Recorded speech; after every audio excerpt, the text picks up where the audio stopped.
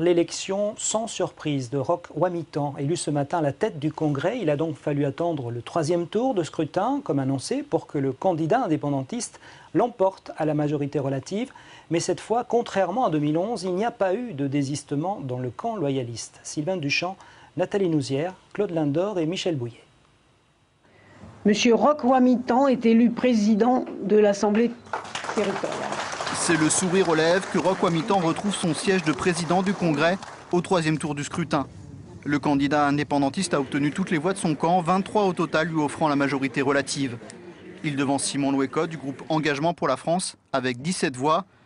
Gérard Poadja arrive lui 3e avec 13 bulletins, ceux du groupe Calédonie Ensemble dans lequel siège désormais l'ancien élu du Rassemblement, Fiu Moulia Kaka et Jean-Luc Régent. Au contraire de l'an dernier, Roch Wamitan a profité de la désunion des non-indépendantistes. Même jusqu'à la fin du 2e tour, je pensais qu'ils allaient pouvoir trouver un accord de désistement voilà, à la fin, donc en début du 3e tour, comme l'an dernier. Mais voilà, ça s'est pas passé. Alors je dis, ben, c'est la démocratie, hein, si vous voulez que je vous dise. Durant toute la séance, la tension était visible sur les visages des élus, notamment ceux de Calédonie Ensemble et ceux du Rassemblement UMP. Les deux camps seront restés jusqu'au bout sur leur position, jusqu'à la défaite. C'était déjà une opération qu'on avait prévue, hein, malgré les échanges que nous avions eus avec le Rassemblement UMP et l'Avenir Ensemble. Les choses ne sont pas bien passées. Et donc la situation actuelle, elle est tout à fait normale pour moi. Au regret de constater qu'on en est arrivé là, et pourtant ce ne sont pas des initiatives qui ont manqué en la matière.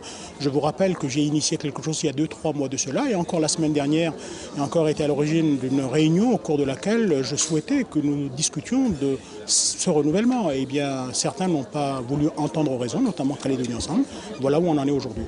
Durant les 3 tours du scrutin, Alexandra Malaval-Cheval du MPC aura voté blanc, une façon de dénoncer cette nouvelle division de son camp, mais aussi de se démarquer à quelques mois des élections provinciales. À noter également l'absence de 3 figures indépendantistes, Paul Néaoutine, Daniel Goa et Pascal Naouna. Leur vote par procuration n'est pas passé inaperçu. L'élection du président de la commission permanente, elle, n'a pas eu lieu ce soir. En raison des divisions, aucune majorité ne permet à l'heure actuelle de désigner un candidat à ce poste. Et notez que la première vice-présidence revient à Jean-Pierre Djaïoué du groupe Uni. Et dès son premier discours d'élection, Roch Wamitan s'est inscrit dans l'application pleine et entière de l'accord de Nouméa. On écoute un extrait de son intervention. Je m'investirai vigoureusement pour que cette institution puisse assurer sereinement son rôle en partenariat avec l'ensemble des institutions et pour que chacun puisse défendre librement l'idée qu'il se fait du chemin à emprunter vers la sortie. Toutes les voix seront entendues, toutes les voix seront respectées ici au sein de notre Assemblée.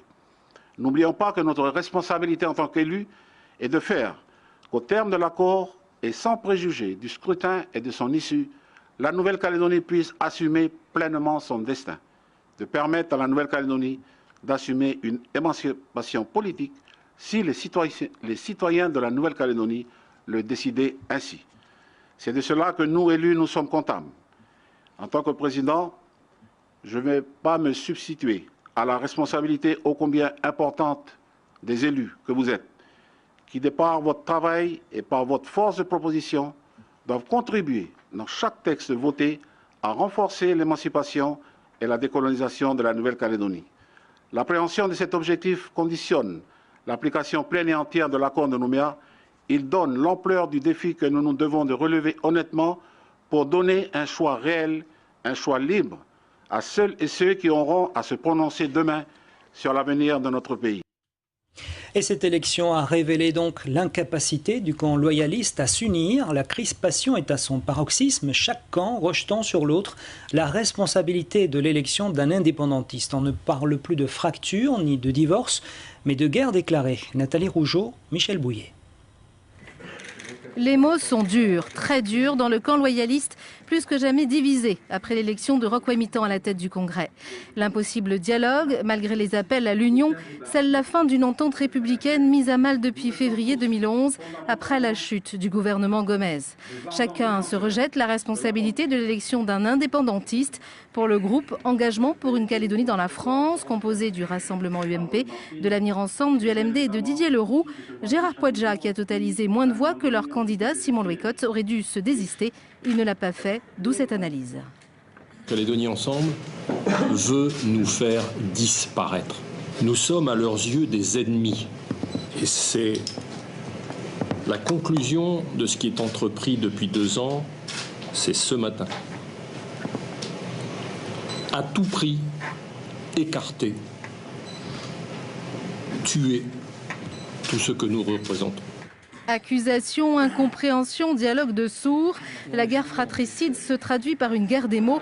Calédonie Ensemble persiste et signe, fidèle à son discours. C'est l'ultime trahison de la bande des 4, Martine, Frogier, Leroux, Louécotte. Ils ont déjà hissé le drapeau du FLNKS dans le dos des Calédoniens. Ils ont élu Roch Wamitan à la présidence du Congrès en août 2011, et directement cette fois-ci. Ils ont fait une coalition de gouvernement avec l'Union calédonienne et le Parti travailliste en mettant à l'écart Calédonie Ensemble. Ils ont tenté de faire de Charlie Pidgeot un sénateur de la République. Aujourd'hui, ils viennent de poursuivre dans la voie qu'ils ont initiée depuis 3 ans, en permettant à Roch Wamitan de devenir président du Congrès. Mais ils ne l'ont pas fait de manière frontale, d'habitude. C'est-à-dire ils n'assument pas. Ils l'ont fait de manière un peu honteuse, en permettant à Louécotte de se maintenir et donc à Wamitan de passer à la majorité relative au 3e tour. Loin de ces querelles, souhaitant se démarquer, le tout jeune parti loyaliste, le Mouvement populaire calédonien, a voté blanc lors des 3 tours de l'élection du président. Aujourd'hui, on voit qu'il y a une guerre d'ego qui ne va pas dans le sens des Calédoniens. Je pense que ce n'est pas un bon message qu'on adresse à la population. Et on a 8 mois pour redresser ça. Il faudra quand même qu'il y ait un minimum d'entente et que les gros soient capables de se parler, quoi. Mais comment se parler quand on ne s'entend pas? Le camp loyaliste a, semble-t-il, atteint un point de non-retour. Une situation qui fait le jeu des indépendantistes engagés dans une stratégie d'union à 8 mois d'élections cruciales pour l'avenir du territoire. Et dans les rangs des indépendantistes, c'est la satisfaction, bien sûr, de voir Roch Wamitan revenir au perchoir du Congrès. Voici tour à tour les réactions de Caroline Machereau pour le groupe FLNKS, Louis Traoré-Gay du Parti travailliste et Jean-Pierre Jaiwe pour le groupe UNI. C'est une bonne nouvelle, quand on se rappelle quand même les déclarations des non-indépendantistes qui essayaient quand même de se regrouper pour éviter justement une représentation indépendantiste à la fois à la présidence du Congrès, mais aussi dans toutes les présidences de commission et les autres structures, les autres organisations du Congrès.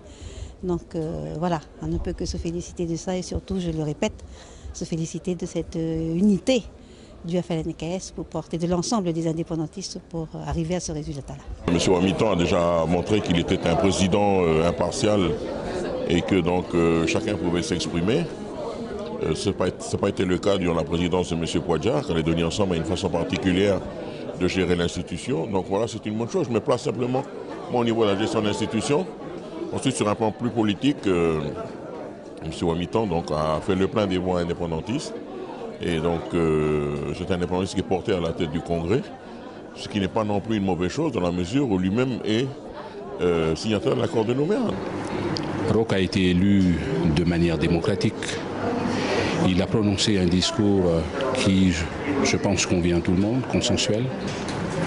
Maintenant, il faut que l'ensemble des élus, les groupes non indépendantistes, dépassent, j'allais dire, les conflits qu'il y a entre eux, les querelles qu'il y a entre eux, et faire en sorte à ce que la première institution du pays puisse fonctionner correctement.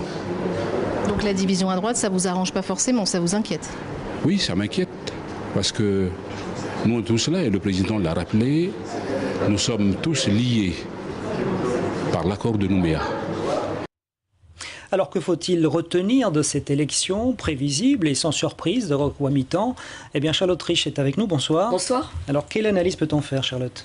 Alors, je crois tout d'abord que le moins que l'on puisse dire, c'est que les indépendantistes n'ont pas fait la fine bouche. Ils ont exploité à fond le joli cadeau offert par des loyalistes divisés. Non seulement le perchoir revient à Roch Wamitan, membre de l'Union calédonienne, mais la première vice-présidence échoit à Jean-Pierre Jaiwe du Palika. Quant à la la présidence de la commission permanente, elle pourrait être attribuée à Sylvain Pabouty de la Dynamique Unitaire Sud, une dissidence du PALICA, car l'élection du président de ce mini-congrès est reportée en attendant une modification du règlement intérieur. Du coup, les 8 mois qui nous séparent des municipales et des provinciales permettront aux indépendantistes de travailler ensemble dans une institution qui compte. Ne nous leurrons pas, les relations au sein du front ne sont pas toujours au beau fixe, mais les électeurs ont envie que les choses avancent et jugeront sur les résultats. L'Assemblée délibérante a du pain sur la planche avec des dossiers, pour ne citer que, comme la lutte contre la vie chère ou la réforme fiscale. Cette volonté de travailler ensemble, Roch Ouamitan l'a exprimé dans son discours d'investiture. Toutes les voix, a-t-il dit, seront entendues et respectées, et d'appeler aussi à dépasser les querelles partisanes. Des propos qui font écho à ceux prononcés lors de son élection en 2011, période hautement perturbée après les démissions à répétition au sein du gouvernement. À l'heure où la droite étale largement ses divisions sur la place publique, le nouveau président a beau jeu de prôner l'apaisement. Une question encore. Les indépendantistes sont-ils si mécontents que cela, les anti-indépendantistes sont-ils si mécontents que cela de l'élection d'un président indépendantiste? Officiellement oui, bien sûr, mais dans la perspective de 2014, cette situation permettant au rassemblement UMP qu'à Calédonie Ensemble de jeter l'anathème sur son concurrent, et puis ne soyons pas naïfs, la politique se passe aussi et surtout dans les coulisses. À l'heure où il devient urgent de réfléchir à une éventuelle solution consensuelle, l'élection de Roch Ouamitan peut être considérée comme un geste, certes déguisé, en direction des indépendantistes. Une belle illustration, Alexandre, si tant est que cet adjectif soit adapté de l'art de la politique. Charlotte, merci.